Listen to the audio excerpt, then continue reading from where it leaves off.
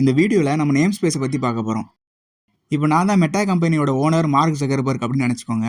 நம்ம கம்பெனி வந்து 2 product manage பண்ணிகிட்டு இருக்குது, இன்ஸ்டாகிராமு அண்ட் ஃபேஸ்புக். இப்போ இந்த 2 அப்ளிகேஷனையுமே நான் கியூபர்நெட்டிஸ் கிளஸ்டரில் தான் டெப்ளாய் பண்ணி வச்சிருக்கேன்னு நினச்சிப்போம்.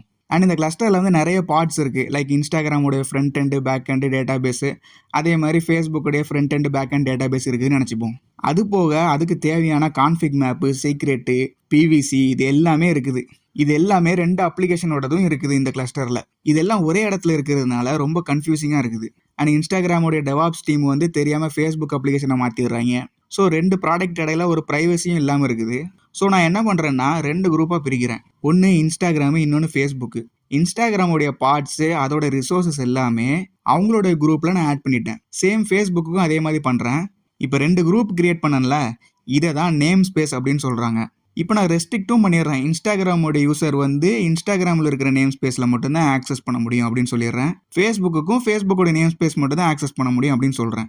இதனால நமக்கு என்ன லாபம்னா, ஃபர்ஸ்ட் பார்த்தீங்கன்னா ப்ரைவசி கிடைக்கும். ஒருத்தன் இன்னொரு நேம் ஸ்பேஸோட ரிசோர்ஸை பார்க்க கூட முடியாது. நெக்ஸ்ட் வந்து ஆர்கனைஸ்டாக இருக்கும். ஸோ இதனால நமக்கு கன்ஃபியூஷன் எதுவும் வராது. இதை சிம்பிளாக சொல்லணும்னா, ஒரு கிளஸ்டருக்குள்ளேயே ஒரு ப்ரைவேட்டாக இன்னொரு கிளஸ்டர் கிரியேட் பண்ணுற மாதிரி நினச்சிக்கோங்க.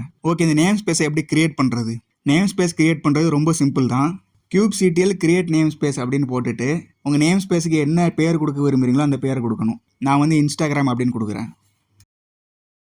இப்போ பார்த்தீங்கன்னா நேம் ஸ்பேஸ் கிரியேட்டட் அப்படின்னு வருது. ஓகே, கிரியேட் பண்ண நேம் ஸ்பேஸ் எப்படி பார்க்குறது? நமக்கு ஆல்ரெடி தெரியும், kubectl கெட் நேம் ஸ்பேஸ் அப்படின்னு போட்டால் போதும்.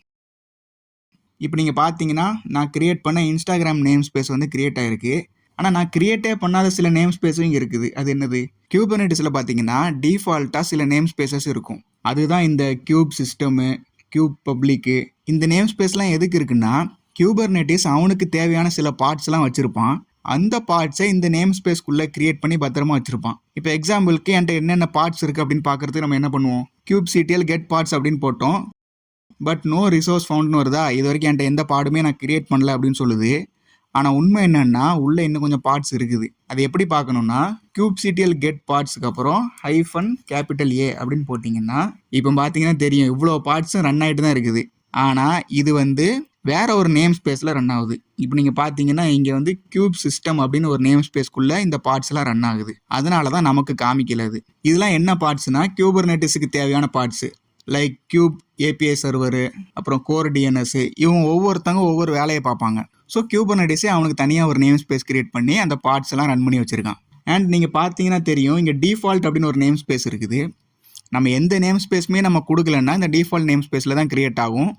அண்ட் நீங்கள் வந்து இந்த -A நம்ம இப்போ கொடுத்தோம்ல, kubectl கெட் பார்ட்ஸ் -A, இது வந்து எல்லா நேம் ஸ்பேஸும் காமிக்குது. இதில் நான் எதுவுமே கொடுக்கலன்னா டிஃபால்ட் நேம் ஸ்பேஸில் உள்ளது மட்டும் காமிக்கும். இதே நம்ம வந்து ஸ்பெசிஃபிக்காக எனக்கு இந்த நேம் ஸ்பேஸில் உள்ளதை பார்க்கணும் அப்படின்னு நினச்சிங்கன்னா இந்த மாதிரி கொடுக்கலாம். kubectl get parts -name space, எந்த நேம் ஸ்பேஸு அப்படின்னு சொல்லிட்டு அந்த நேம் ஸ்பேஸோடைய நேமை நீங்கள் கொடுத்தீங்கன்னா அந்த நேம் ஸ்பேஸில் உள்ள பாடம் மட்டும் காமிக்கும். இப்போ நான் இன்ஸ்டாகிராம் நேம் ஸ்பேஸில் நான் கிரியேட் பண்ணுறேன். அப்போ நான் என்ன பண்ணுவேன்னா, நேம் ஸ்பேஸ் = இன்ஸ்டாகிராம்னு கொடுப்பேன். இப்போ என்ன சொல்கிறான், இன்ஸ்டாகிராம் நேம் ஸ்பேஸில் ஒன்றுமே இல்லை அப்படின்னு சொல்கிறான். ஸோ நம்ம இது வரைக்கும் எதுவுமே கிரியேட் பண்ணல, அதனால் எதுவுமே இல்லை. ஓகே, நான் ஒரு பாடை வந்து என்னோட நேம் ஸ்பேஸ்க்குள்ளே நான் கிரியேட் பண்ண நினைக்கிறேன். அப்போ என்ன பண்ணணும்? அதுவும் ரொம்ப சிம்பிள் தான். இதுதான் நம்ம பாடு கிரியேட் பண்ண ஃபைலு. இதில் மெட்டா டேட்டா இருக்குதா, இதில் வந்து நம்ம நேம் ஸ்பேஸ் ஆட் பண்ணணும். இப்போ நான் என்ன சொல்கிறேன்னா, இன்ஸ்டாகிராம் நேம் ஸ்பேஸ் அப்படின்னு சொல்கிறேன்.